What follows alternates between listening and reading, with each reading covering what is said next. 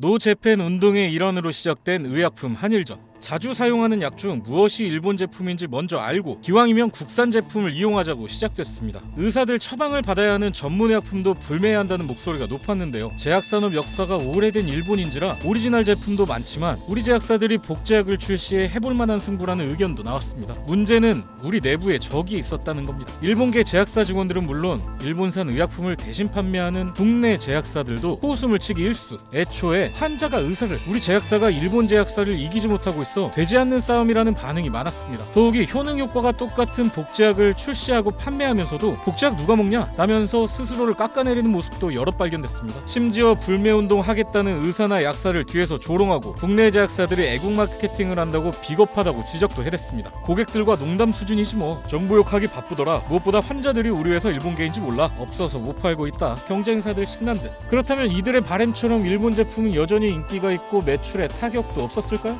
독립운동은 못했어도 불매운동은 한다고 외치는 국민들을 우리나라 직원들이 우습게 봤던 결과를 지금 공개합니다. 이 노재팬 운동이 7월 말부터 본격적으로 시작이 됐으니까 8월 성적표만 보면 가늠할 수 있겠죠? 의약품 원예 처방 데이터인 유비스트를 살펴봤습니다. 유비스트는 병원에서 어떤 약이 얼마만큼 팔렸는지 알아보는 데이터인데요. 일본 제약사 제품 72개 8월 판매 결과는 보시는 바와 같습니다. 72개 제품이 하락세를 보였고 19개 제품만 7월보다 더 팔렸습니다. 금액으로 따지면 30억 원 넘게 감소한 겁니다. 한 달에 10억 원 이상 팔리는 제품만 보자면 결과는 더 뚜렷하게 나타났습니다. 10억 원 이상 팔리는 18개 제품 중 17개가 7월보다 덜 팔렸고 1개 제품만 그나마 더 팔렸습니다. 일본 제약사 전문의약품 중 최고 처방액을 기록하고 있는 제품은 아스텔라스 제약의 하루날디. 올해 상반기에만 300억 원 이상 넘게 팔린 전립선 비대증 약입니다. 복제약 100개가 출시되는 등 우리나라 제약사들이 도전장을 던졌지만 여전히 1위를 달리고 있는 이 하루날디도 매출이 빠졌습니다. 불매운동을 두고 웃기고 있다던 일본 제품들이 웃음기가 빠진 상황입니다. 그런데 여기서 끝날 게 아닙니다. 연말이면 더 드라마틱한 결과가 기대됩니다.